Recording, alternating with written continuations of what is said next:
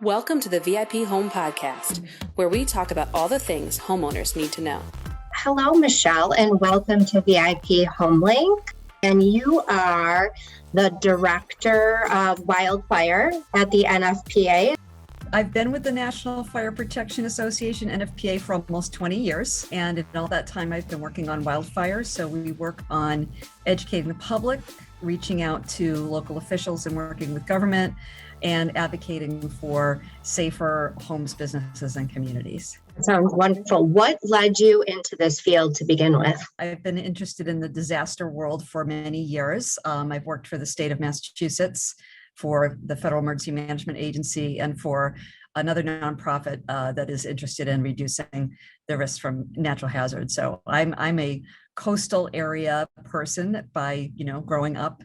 Mm-hmm. And when you see coastal storms, hurricanes, floods, you really see nature's power. I learned about wildfire from a colleague who I ended up coming to work for at NFPA 20 years ago, and understanding that wildfires are very similar, like floods. They're recurrent, they're part of the environment, and there's something we have to learn to live with and design for.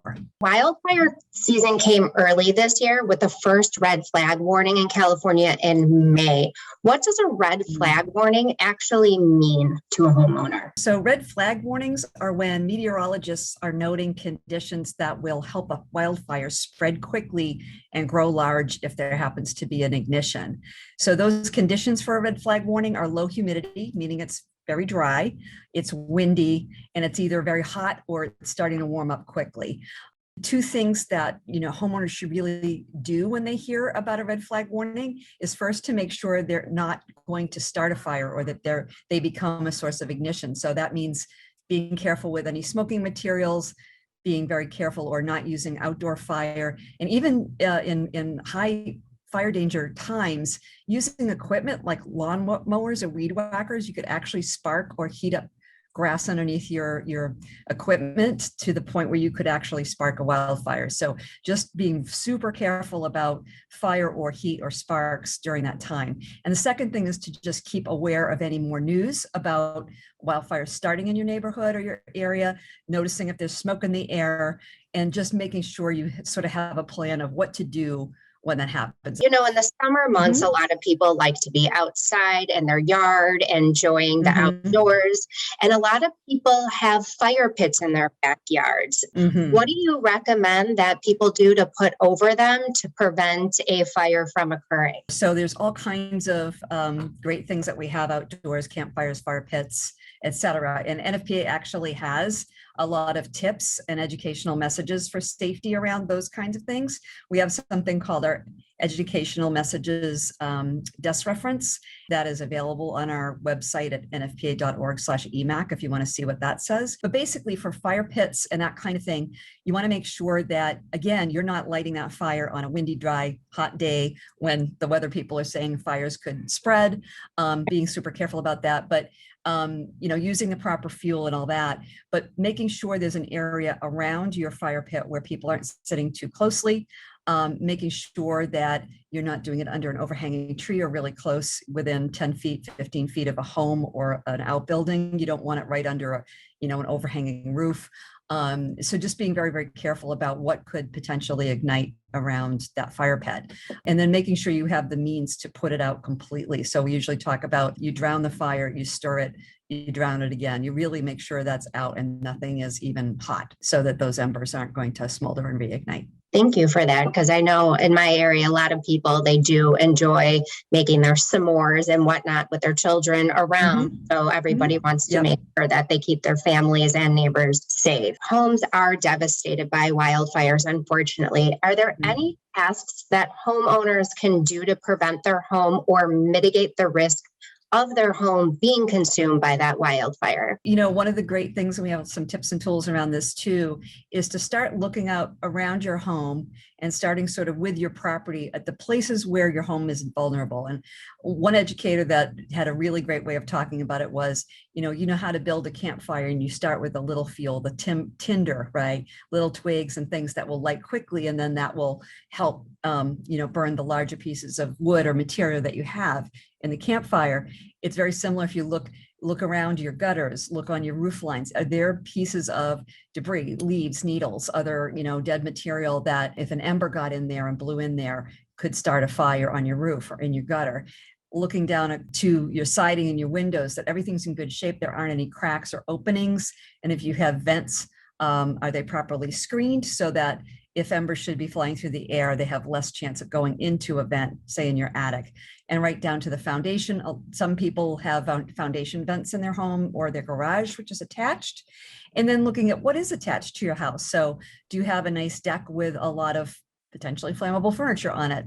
Things like that to start to prepare. Doesn't mean you can't have patio cushions on your deck, but maybe during those red flag days to take that furniture indoors, remove anything that could catch embers on a flat surface. And then if there's a lot of debris, leaf litter, pine needles, an old project that you have leaning up against the house, all our treasures that we might have outside, is thinking about anything that could burn. You don't want it touching your house, whether that's a plant, whether that's a art project, whatever it might be, and just clearing away. And so what we recommend is folks start with that exterior of the home to look for those potential hazards, address those hazards, and then work out no more than about 100 feet. And some people don't even have 100 feet from the perimeter of their home to work in.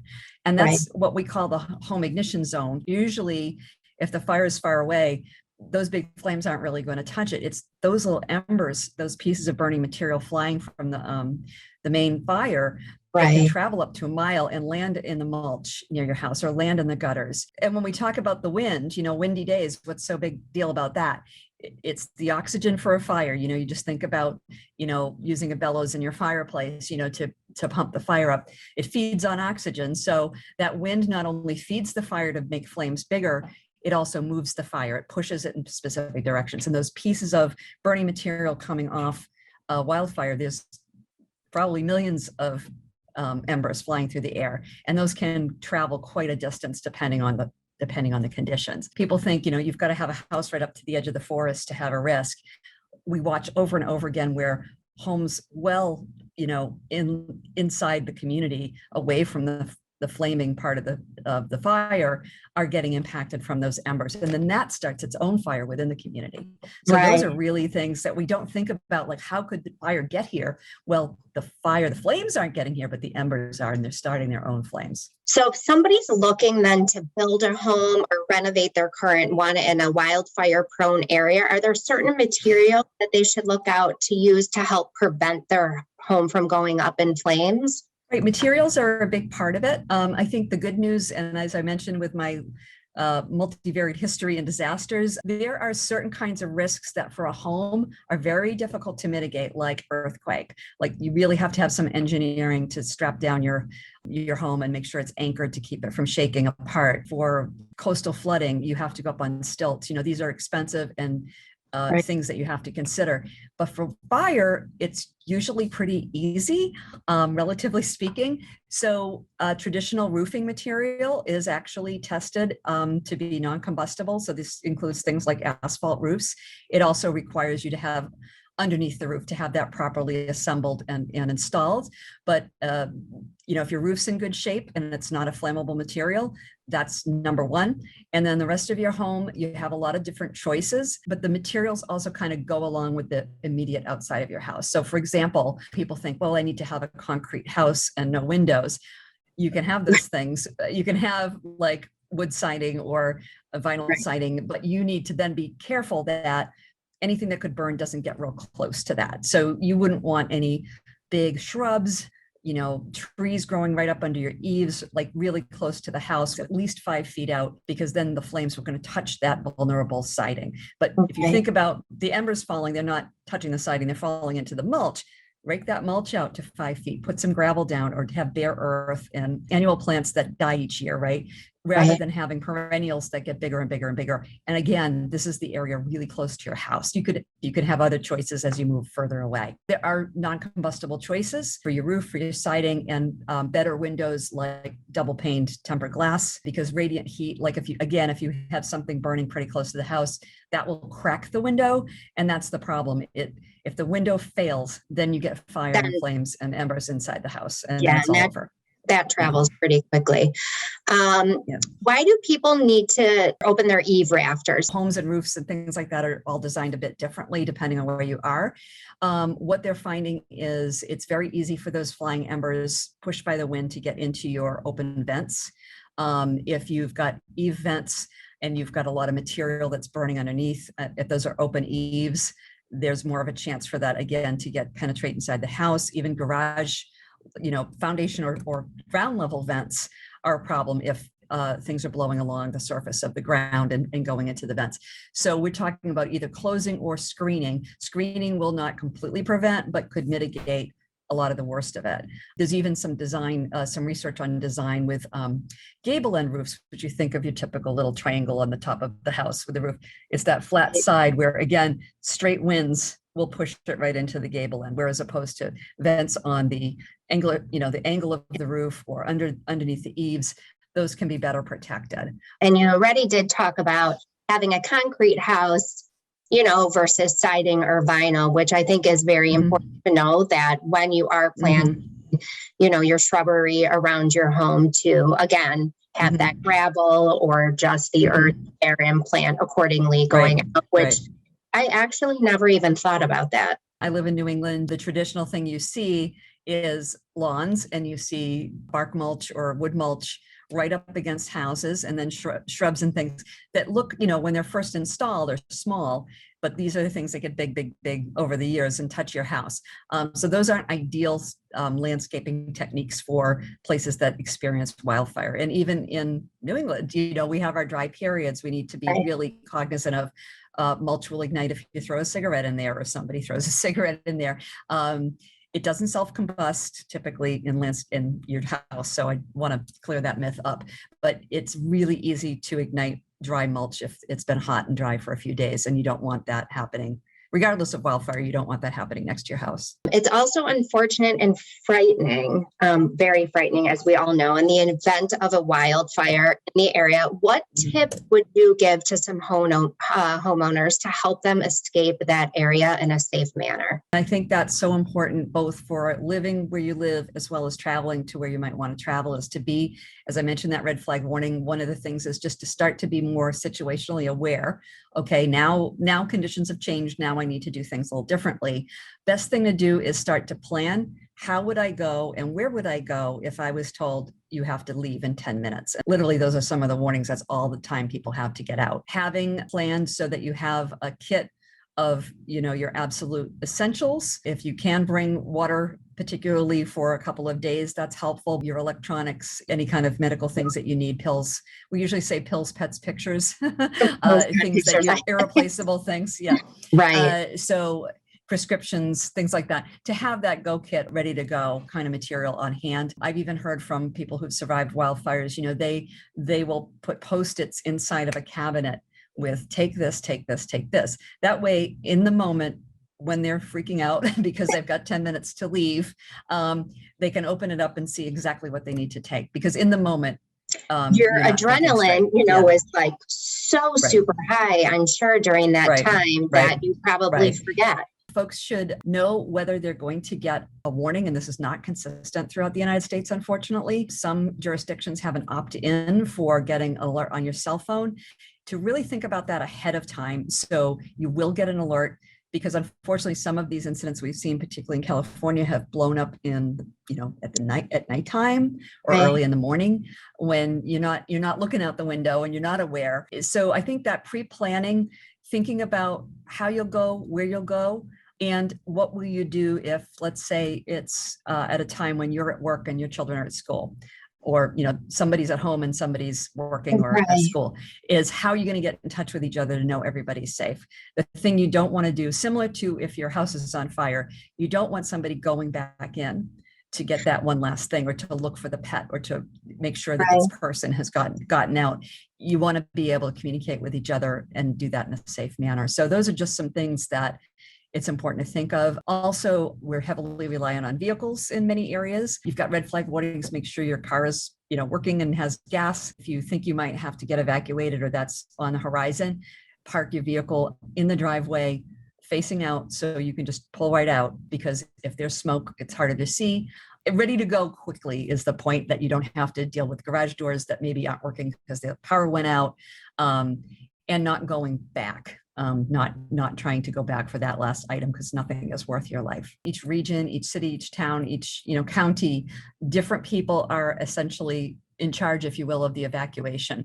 So for some areas, let's say, and this has happened very recently, areas in Southern California that are urbanized, parts of Los Angeles County, they don't want to see everybody in LA try to evacuate at the same time. So they're doing staged evacuation. They're knowing exactly where that fire is and where people need to go. So that's their whole communication is going to look very differently than someone in a more remote rural area where, it might even be better to go to a safety zone within the community. The reality that we've seen in some of the last few fires is there's a lot of places that are saying, oh, we have this great system for your cell phone, but you've got to opt in. If they're visiting, Napa County, for example, do they know that they should have this thing while they're staying in a hotel, in these high fire risk areas? So there's a lot to do there around communicating risk and the whole warnings piece. On the vipHome Link app, we have weather reminders and alerts, and if there's tornadoes. So that's something, that's nice that at least we have on our side that have those, emergencies and push notifications for those types of situations. If you had to think of something, within the past 30 years that you have really pulled close to your heart, it sticks. It's that phrase that you keep hearing over and over in your head about your position and within your company and how to be safe. What do you think that would be? If I had a wish, it would be that everybody knew if they have a risk that they know it and they know what to do. And because knowledge is power, because I've seen so many times, and it's the heartbreaking stories, right? I didn't know this could happen to me. I didn't know what to do. I mean, that is absolutely heartbreaking when we have so much information for people these days. I've also learned too that knowledge is important, but acting on the knowledge is critical. And so I do feel that the knowledge and awareness is that first step. Much of what we do at NFPA is to engage people in try out an action during our Wildfire Community Preparedness Day on the first Saturday in May.